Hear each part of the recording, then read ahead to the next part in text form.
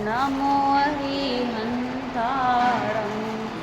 नमो सिद्धारं नमो आयर्याणं नमो वज्रायाणं नमो लोहे सवसाहूढं मोक्षमार्गस्य नेतारं वेत्तारं कर्मभूभृतां ज्ञातारं विश्वतत्त्वानां वन्दे तद्गुणलब्धये। यह तत्वार सूत्र नामक ग्रंथ है, उमा स्वामी द्वारा विरचित। इसको हम मोक्ष शास्त्र भी कहते हैं। कल हमने तीन सूत्रों की चर्चा की थी। पहले सूत्र में पहले मंगलाचरण में हमने क्या देखा था कि हे प्रभु, आप कैसे हैं? मोक्ष मार्ग के नेता हैं। नेता मतलब मोक्ष मार्ग को बताने वाले हैं। तो इसमें किस गुण की चर्चा आई थी? हितोपदेशी। किसकी चर्चा आई थी? हितोपदेशी। फिर भेदतारम कर्म भूभृताम, कर्म रूपी पर्वतों को भेदने वाले हैं। कर्म चले गए हैं तो अब किसी से राग द्वेष आदि नहीं होते, तो कैसे हो भगवान आप? वीतरागी हो। फिर ज्ञातारम विश्व तत्वानाम, विश्व के सभी तत्वों के ज्ञाता हो, इसलिए कौन हो? सर्वज्ञ हो। तो ऐसे वीतरागी, सर्वज्ञ और हितोपदेशी नामक गुण मुझे भी मिले, ऐसे गुण मुझे भी प्राप्त हों। उन गुणों को प्राप्त करने के लिए लब्ध है मैं आपको क्या करता हूँ? नमस्कार करता हूँ। फिर शिष्य का प्रश्न होता है कि मोक्ष का मार्ग क्या है? तो आचार्य देव क्या उत्तर देते हैं? सम्यक दर्शन ज्ञान चारित्राणि मोक्ष मार्ग। दर्शन, ज्ञान और आचरण। कौन सा दर्शन, ज्ञान और आचरण?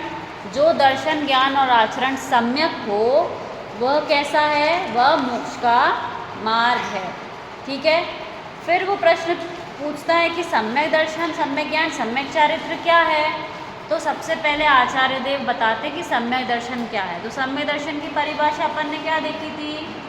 तत्वार्थ श्रद्धानम सम्यक दर्शनम, अर्थों के तत्व का श्रद्धान। अर्थ मतलब पदार्थ, अर्थ मतलब पदार्थ, और उस पदार्थ का जो स्वभाव है, भाव है, उसे क्या कहते हैं? तत्व। तो अर्थ के तत्व का श्रद्धान करना वो क्या है? सम्यक दर्शन। फिर आगे बताया कि वह सम्यक दर्शन उत्पन्न कैसे होता है। तो अपन ने देखा था कि दो प्रकार से सम्यक दर्शन की उत्पत्ति कही है। कौन कौन सी?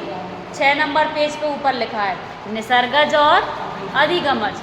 नी से अपन ने देखा था। नी मतलब जो निज से, अपने स्वभाव, अपने आप से होवे। क्या लिखा है? देखो, स्वभाव से होवे। उदाहरण क्या लिखा है? कांटे की नोक। कांटे की नोक को किसी ने बनाया है क्या? नहीं है, वो स्वभाव से ही नुकीला है। फिर अधिगम सम्यक दर्शन किसे कहते हैं? कि पर के उपदेश से होता है। जो पर के उपदेश से सम्यक दर्शन हो उसे क्या कहते हैं? अधिगमज कहते हैं। जैसे उदाहरण के लिए क्या लिखा है? बाण की धार। बाण की धार अपने स्वभाव से है या किसी ने बनाया है उसको? अपने आप नहीं है ना, वो स्वभाव से नहीं है ना, वैसे बनाई गई है। तो अच्छा, मुझे एक चीज़ बताओ कि सम्यक दर्शन में ये जो बाह्य जो निमित्त हैं, क्या केवल ये ही निमित्त हैं या कोई उपादान निमित्त भी है? सिर्फ बाहर से देवशास्त्र गुरु मिलने पर सम्यक दर्शन जीव को हो जाता है क्या?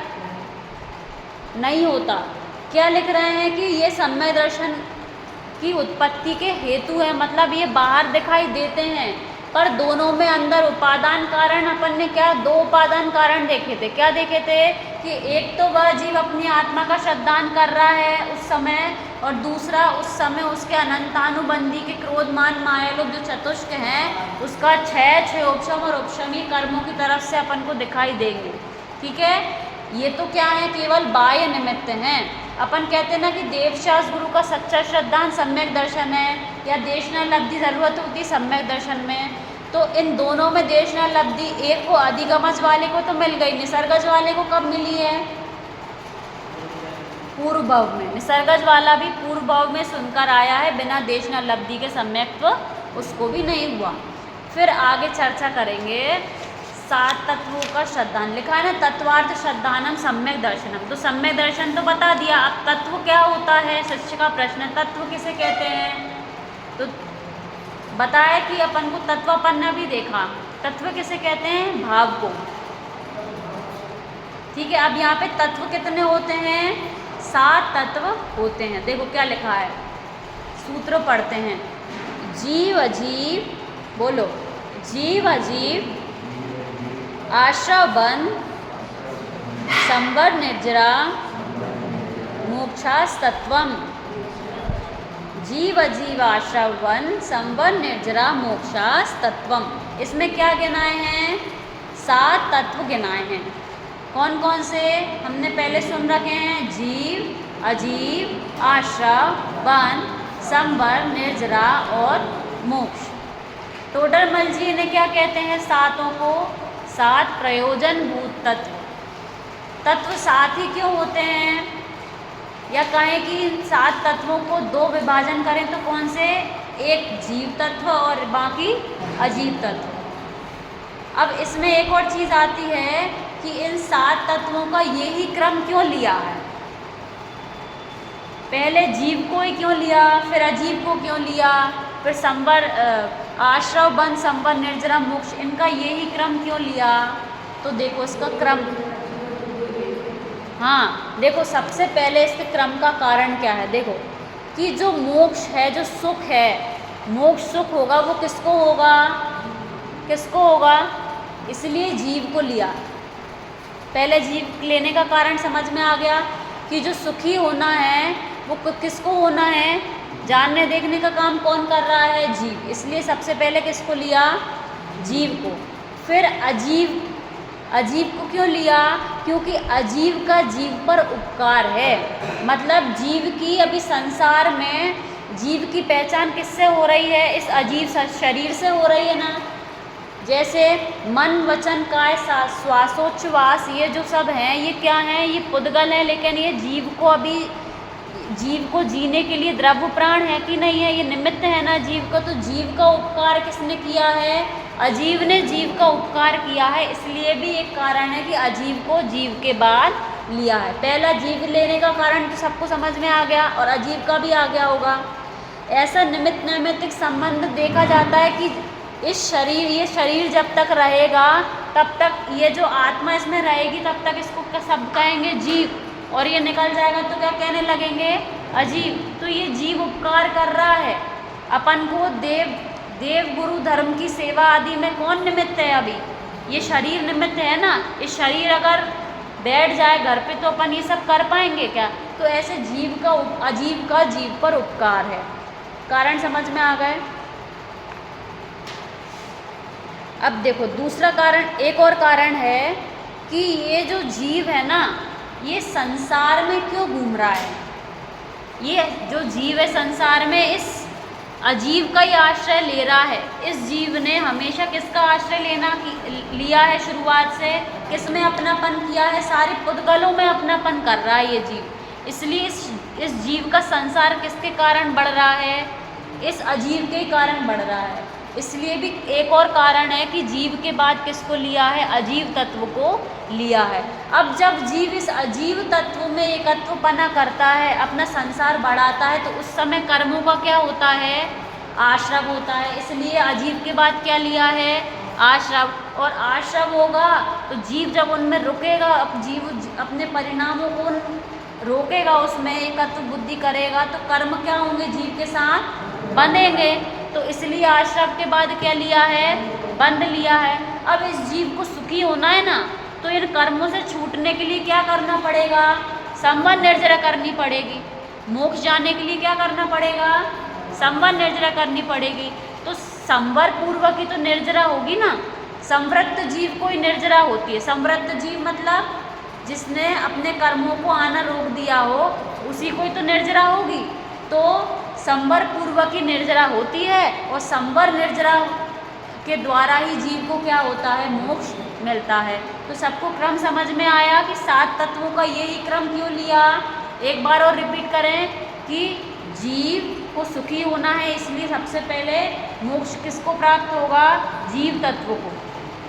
इसलिए सबसे पहले जीव को लिया और ये जीव इन पुद्गल अजीव में ही एकत्व करके अपना संसार बढ़ा रहा है। ये कारण है कि जीव के बाद अजीव लिया। दूसरा कारण क्या देखा था कि ये शरीर है ना, ये जो पुद्गल है अजीव का जीव पर क्या है, उपकार है, इसलिए भी जीव के बाद अजीव को लिया। फिर जब ये जीव पर पदार्थों में एकत्व ममत्व कर रहा है इस अजीव में, तो जीव को क्या हो रहा है, आश्रव और बंध हो रहा है। और आश्रव बंध को रोकना है ना, इस जीव को सुखी होना है, तो कब होगा, संवर निर्जरा के द्वारा होगा। इसलिए आश्रव बंध के बाद किसको लिया है, संवर निर्जरा को लिया है। और फिर मोक्ष, संवर निर्जरा से क्या होगा, जीव को मोक्ष होगा, इसलिए सबसे आखिरी में मोक्ष को लिया है। और ये जो है ना जीव अजीव आश्रव बंध संवर निर्जरा मोक्ष, ये एक तरह से जैसे अपन किताब देखते हैं ना, अपन को देखना है कि इस किताब में अध्याय कौन कौन से हैं, तो ये अध्याय का सीक्वेंस है तत्वार्थ सूत्र का, कि पहले जीव की चर्चा आई, फिर अजीव, फिर बंध, संवर निर्जरा मोक्ष, ऐसे ये क्रम दिया है। ऐसे ही तत्वार्थ सूत्र में चर्चा आएगी इसी क्रम से, ठीक है। तो ये सबको समझ में आ गया, जीव अजीव आश्रव बंध संवर निर्जरा मोक्ष, इनकी परिभाषा एक बार देखते हैं, बहुत टाइम से अपन लोगों ने नहीं पढ़ी होगी।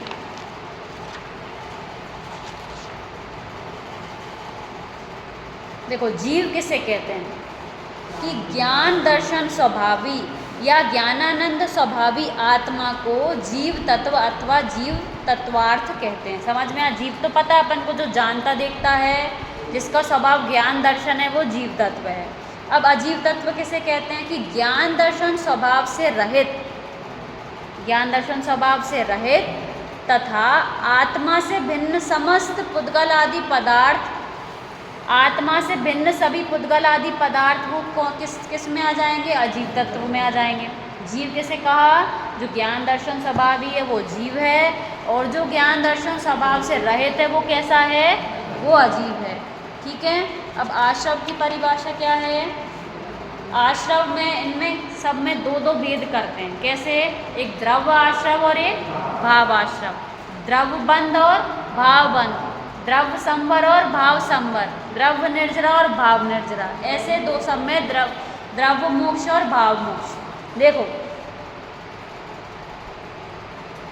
जिन मोह राग द्वेष भावों के निमित्त से, क्या बोल रहे हैं, मोह राग द्वेष भावों के निमित्त से ज्ञानावरणादि कर्म आते हैं, उन मोह राग द्वेष भावों को तो भाव आश्रव कहते हैं। देखो, कोई भी चीज़ होती है तो उसमें दो निमित्त कहते हैं ना, एक उपादान कारण और एक निमित्त कारण, ठीक है।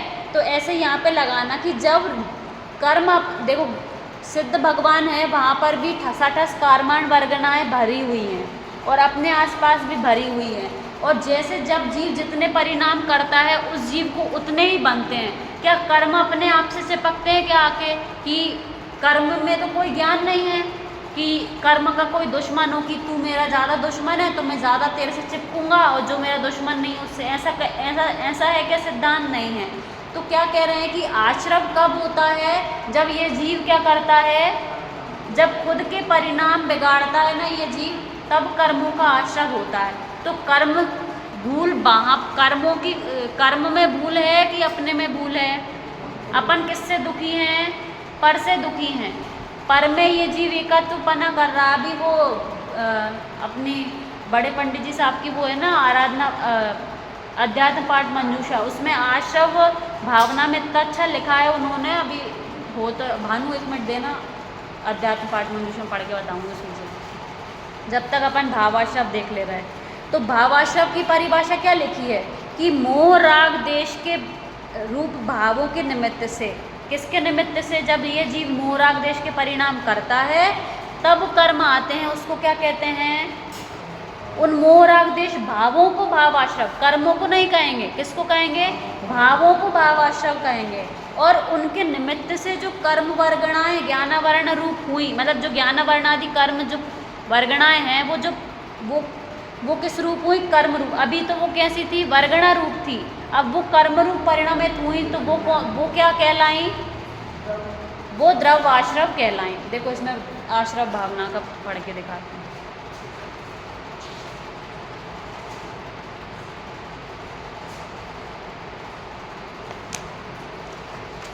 देखो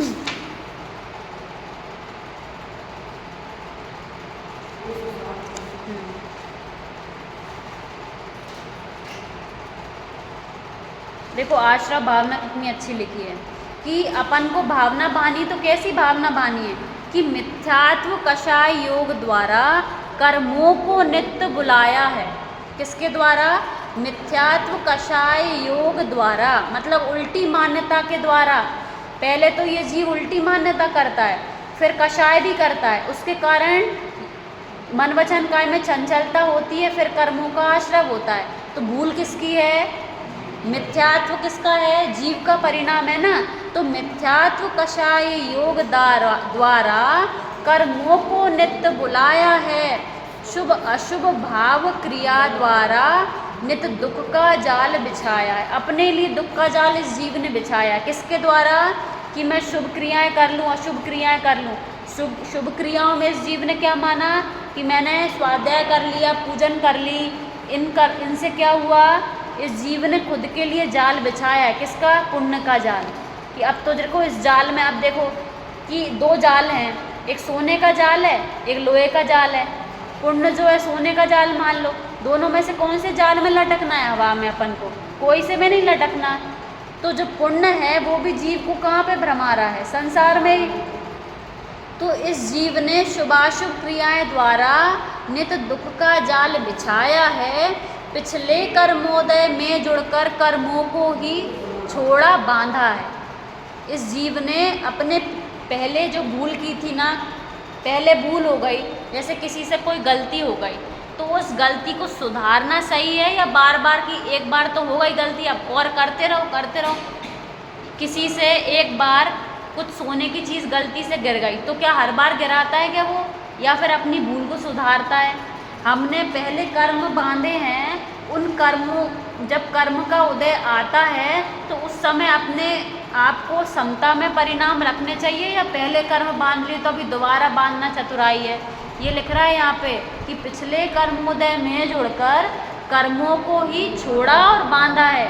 पिछले कर्मों की निर्जरा कैसी की है? सविपाक या अविपाक? सविपाक निर्जरा की है अपन ने। कर्मों को भोग भोग के निर्जरा करना कुछ काम की नहीं है। ना ज्ञाता दृष्टा मात्र रहा। क्या रहना था इस जीव को? ज्ञाता दृष्टा मात्र रहना था। अब तक शिव मार्ग नहीं साधा, इसलिए अभी तक इस जीव ने मोक्ष का मार्ग नहीं साध पाया। क्यों नहीं साध पाया? क्योंकि भूल क्या है इस जीव की? आश्रव तत्व संबंधी भूल क्या है कि इस जीव को वो पुण्य आश्रव होता है ना, वो अच्छा लगता है। पुण्य कर्म बन रहे हैं, ये अपन को अच्छे लग रहे हैं कि बुरे लग रहे हैं? अपन स्वर्ग चाहते हैं, देवगति चाहते हैं, तो ये जीव को अच्छी लग रही है ना। चारों गति में से कौन सी गति में जाना चाहते हैं अपन? कोई पूछेगा कौन सी गति में जाना चाहते हैं अपन, सबका उत्तर क्या रहेगा? अगर चारों गति में रहना है तो हम तो देव गति में जाना चाहते हैं। अरे अंतरंग से बोलो, कौन सी गति में जाना चाहते हैं? मनुष्य तो अपन हैं अभी, फिर आगे जो काम अभी नहीं कर रहे वो बाद में क्या करेंगे? अपन अंदर से तो क्या चाहते हैं कि अपन को क्या मिल जाए? देव गति, स्वर्ग में चले जाएं, अच्छे वाले इंद्र बन जाएं। तो ये जो ये आश्रव तत्व संबंधी भूल है इस जीव की। अपन पूजन करते समय भी अपन क्या सोचते हैं कि पाप कर्म तो नहीं बने, अच्छे कर्म तो भले ही बन जाएं। लेकिन ये जीव की भूल है। यही तो कह रहे हैं कि पिछले कर्मों के द्वारा चाहे अपन को अच्छे संयोग मिले हों या बुरे संयोग मिले हों, दोनों ही कंडीशन में, अच्छे संयोगों में भी जीव बहुत गाफिल हो जाता है। सबसे ज़्यादा तो अच्छे में ही होता है, बुरे में तो थोड़े बहुत भगवान याद ही आ जाते हैं। अच्छे कर्म का उदय आएगा तो अरे भगवान की तो खूब कृपा है कि बढ़िया अच्छे से रह रहे हैं, छत है बढ़िया, सिर के ऊपर कूलर पंखा चल रहा है बढ़िया, बाहर तो सबको गर्मी लग रही है, हम तो बढ़िया फल फ्रूट खा रहे हैं, अच्छी बहुत कृपा है भगवान की, बढ़िया अच्छे से सो रहे हैं मस्त, ना स्वाध्याय में मन लग रहा है ना किसी चीज़ में। ऐसे पुण्य में गाफिल हो गया जीव तो अपने लिए जाल बिछाया। किसकी भूल है? ये मिथ्यात्व कषाय योग जो है ये भूल किसकी है? इसी जीव की है। ये आश्रव कौन किसका परिणाम है? अपने खुद के परिणामों के कारण इस जीव को आश्रव हो रहा है। तो आश्रव की परिभाषा अपन ने क्या देखी कि मोह राग देश रूपी परिणामों के द्वारा इस निमित्त से जो कर्म आते हैं, तो जो भाव हैं वो तो भावाश्रम है, जो भाव निमित्त हैं, और उनके निमित्त से जो कर्म आ रहे हैं वो द्रवाश्रव है। ऐसे ही लगाना बंद में। तो इन मोहराग देश के द्वारा जब जीव इन मोहराग देश आदि परिणामों में रुकता है, अटकता है, उस समय अपन को समता रखनी चाहिए ना, कि जैसे अपन को किसी पे द्वेष आया या किसी पे राग आया तो उस समय वेद विज्ञान करना चाहिए। जैसे कि किसी ने अपना कुछ बुरा कर दिया, अपन कम से कम, नहीं तो उस समय तो नहीं, चलो अपन को तीव्र कषाय होगी तो अपन को ख्याल नहीं आए,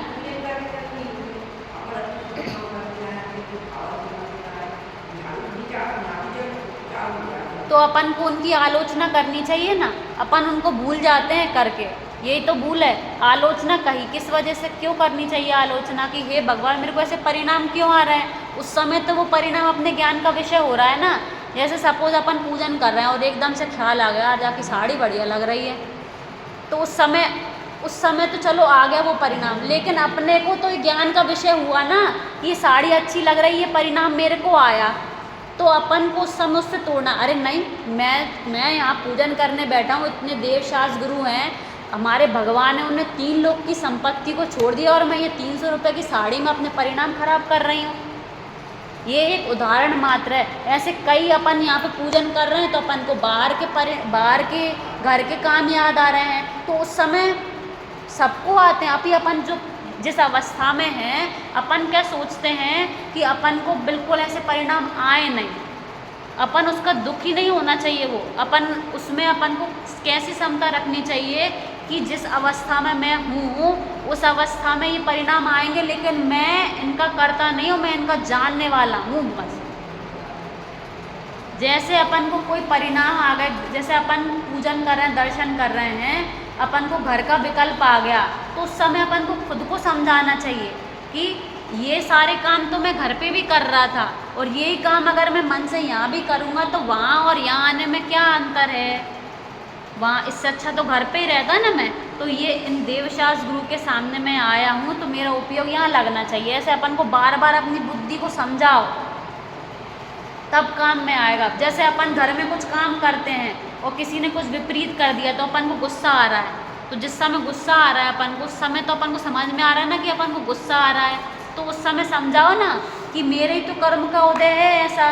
तो जब तक ये कर्म का उदय नहीं जाएगा तो इस बेचारे की कोई गलती नहीं है, ये तो केवल मेरे कर्मों की निर्जरा में निमित्त बन रहा है। उसकी गलती है क्या? विचार करो। अपन ने ही तो परिणाम करे थे। जैसे आपने पसंद की थी कि मेरे को रावगढ़ में आना है, पहले फॉर्म भर के आए थे अपन कि मेरे को यही वाले मम्मी पापा चाहिए या रावगढ़ में ही चाहिए या कटरा मोहल्ला में ही घर चाहिए, ऐसा अपन कुछ फॉर्म भर के आए हैं क्या?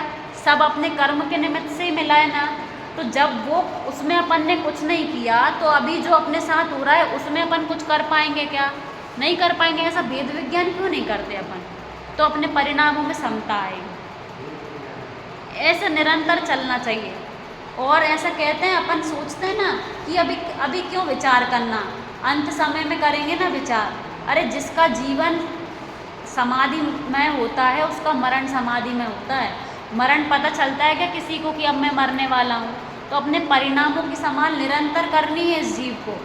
अब जैसे कई जीव अपन देखते हैं कि एकदम से चले गए, तो क्या जैसे उसको पता नहीं चला ऐसे अपन को भी पता नहीं चलना। तो जो अपने अच्छे काम है ना उनको बाद के लिए नहीं छोड़ना। बुरे काम भले ही छोड़ दो कि यार आज इसको सुनाने का मन है तो चलो बाद में सुना दूंगा, ये तो भले ही बाद के लिए छोड़ दो। लेकिन जो अच्छे काम है ना उनको तुरंत करना चाहिए अभी, क्योंकि इस पर्याय का भरोसा नहीं है और ना ही इन इंद्रियों का भरोसा है। जैसे पहले अपनी अच्छी आंखें थी, किसी के अच्छे बाल थे, अच्छा मोटा तगड़ा शरीर था, अच्छे हाथ पैर चलते थे, तब वो बढ़िया चौड़ में घूमता था कि यार मैं हूँ तो कोई है ही नहीं। और अब अगर इंद्रियाँ शिथिल हो गई फिर अब क्या हो गया? अपन ने किया है क्या? हर जीव चाहता है कि अपना शरीर अच्छा बना रहे, इंद्रियां अच्छे से काम करती रहें। अपने हाथ में कुछ नहीं है तो अच्छे काम अभी करना चाहिए, स्वाध्याय करना चाहिए। बाहर के काम अगर अपन दिन भर घर के काम ज़्यादा कर लेना तो अपन को बुरा लगना चाहिए कि आज अपन ने धर्म का नहीं पढ़ पाया, आज अपन ने स्वाध्याय नहीं कर पाया। तब तो अगले दिन अपन उसको करेंगे। लेकिन इस जीव को तो बाहर के काम अच्छे लगते हैं ना। अरे यार आज तो बढ़िया, इतने बढ़िया खींचला बन गया, बढ़िया धूप निकल गई और सब अच्छा हो गया, बढ़िया बहुत अच्छा हो गया। इन सब चीज़ों में अपन को जितनी खुशी होती है उतना अपन को स्वाध्याय पढ़ के खुशी होती है क्या, कि अपन ने आज मैंने मेरे आत्मा के गुणों को जाना है, ऐसी खुशी अपन को होती है क्या? नहीं होती, क्योंकि अपनी रुचि अभी बाहर की लगी है ना, अपनी रुचि की गलती है, संयोगों की कोई गलती नहीं है, केवल अपनी रुचि की गलती है। हाँ ना, तो वही तो अपनी ये पता है किसका फल है? इसमें लिखा है देवशास्त्र गुरु के अवर्णवाद का फल है। अपन ने पहले देवशास्त्र गुरु का अवर्णवाद किया है। हाँ, इसीलिए वर्तमान में अपनी ये कंडीशन हो रही है, और अपन पंचम काल में भी आए इसलिए हैं क्योंकि अपन ने पहले देवशास्त्र गुरु का अवर्णवाद किया। क्या अपन चौथे काल में नहीं थे? अपन ने ये बात नहीं सुनी होगी, सब सुनी है अपन ने ये बातें, क्योंकि तभी कुछ तो ऐसा किया होगा तब अपन ने भावना भाई, तो अपन को सच्चे देवशास्त्र गुरु मिल गए, तो मतलब अपन ने कभी ना कभी तो सुनी होगी, लेकिन अवर्णवाद किया है बहुत। तो अगर अभी भी करेंगे तो भविष्य में भी यही होना है। इसलिए देवशास्त्र गुरु का बहुत विनय करना चाहिए अपने। मेरे को तो बहुत दुख होता है कि देवशास्त्र गुरु बराबर बोलते हैं अपन, और शास्त्रों की कितनी अभिनय करते हैं। जैसे अपन भगवान के सामने कोई सांसारिक कार्य नहीं कर सकते, ऐसे क्या जनवाणी के सामने सांसारिक कार्य करने चाहिए क्या? जनवाणी रखी है, अपन खा रहे हैं, बल्कि जनवाणी अपनी ऐसी जगह घर में विराजमान होनी चाहिए जहाँ पे कोई सांसारिक कार्य ना करता हो। झूठे हाथ से छीली, झूठे हाथ से बोल दिया, झूठे हाथ से सरका दी, इन सब का अपन को अभी वही तो कहते हैं कि जीव ने हंसते हंसते कर्म बांधे हैं और रोते रोते नहीं छूटने वाले ये कर्म। अपन को जनवाणी की भी विनय नहीं आती, जबकि सबसे ज़्यादा विनय जनवाणी की आना चाहिए, क्योंकि उन्होंने अपन को बताया है कि हम कौन हैं। अगर ये नहीं होती अपन सोचो तो कौन बताने वाला था अपन को। तो जनवाणी की भी बहुत विनय करनी चाहिए। अपन जनवाणी पढ़ने के लिए उठाते हैं तो विनय पूर्वक अपन को रखना चाहिए, उठा के अभिनय नहीं करना चाहिए देवशास्त्र गुरु। तो चलो अपन कहाँ से कहाँ गए? आश्रव तत्व से अब बंध तत्व भी अपन ने देख लिया था। बंध मतलब जीव इन मोह राग द्वेष आदि कर्मों में रुकता है, तो वो रुकना, जीव का रुकना वो भाव बंध है, और उसके रुकने से कर्मों का जीव के साथ बंधना वो द्रव्य बंध है। ठीक है, भाव संवर क्या किसे कहते हैं? पुण्य पाप के विकारी भावों को आत्मा के शुद्ध वीतरागी भावों से रोकना। जिस समय कर्म का उदय दिखाई दे रहा है कि पाप कर्म का उदय है, उस समय उन कर्मों से अपनी आत्मा को कैसे बचाना? कि वीतराग भावों से। तो वीतराग भावों से उन कर्मों को बचाना। तो अब जब कर्म नहीं आएंगे तो वो क्या हो गया? कर्मों का आना रुकना क्या होता है? संवर। उस समय कर्म नहीं आएंगे, तो कर्म नहीं आए, पुराने कर्म, नए कर्म तो आ नहीं रहे, और यहाँ जीव के वीतराग भाव बढ़ रहे हैं, तो उससे आगे क्या होगी? निर्जरा होगी। जो पुराने जीव के कर्म बंधे हैं वो भी धीरे धीरे क्या होने लगेंगे? झरने लगेंगे। और जब पूरे कर्म चले जाएंगे तो वो क्या हो जाएगा? मोक्ष हो जाएगा। तो देखो, जो भाव है, भाव तत्व हैं, वो जीव के हैं, और जो जीव पे घटित करना है, और जो द्रव्य हैं वो किस पे घटित करना है? कर्मों पे। समझ में आया? एक बार और बताऊं। जैसे अपन ने देखा मोह राग द्वेष आदि के परिणाम जीव ने किए, तो उससे उनसे कर्मों का आना, जो कर्म आ रहे हैं वो तो द्रव्य आश्रव है, और जो जीव के परिणाम है वो भाव आश्रव है। जीव उनमें रुका तो वो परिणाम जो हैं वो भाव बंध हैं, और कर्म आए जीव के साथ बंधे वो द्रव्य बंध है।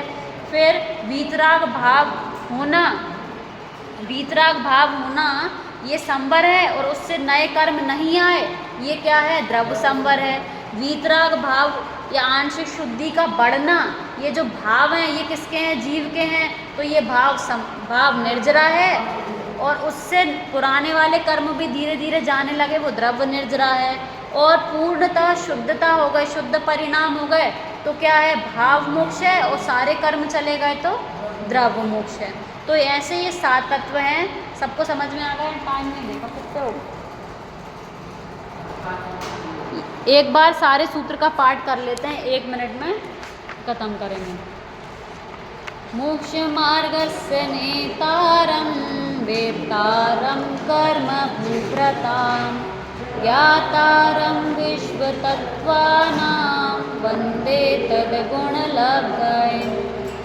सम्यक् दर्शन ज्ञान चारित्राणि मोक्ष मार्गः तत्वार्थ श्रद्धानं सम्यक् दर्शनम् तन्निसर्गादधिगमात्वा जीवाजीवाश्रवन् संवर निर्जरा मोक्षास तत्वम।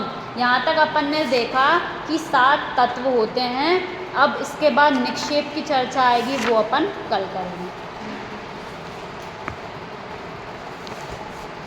जा वाणी के ज्ञान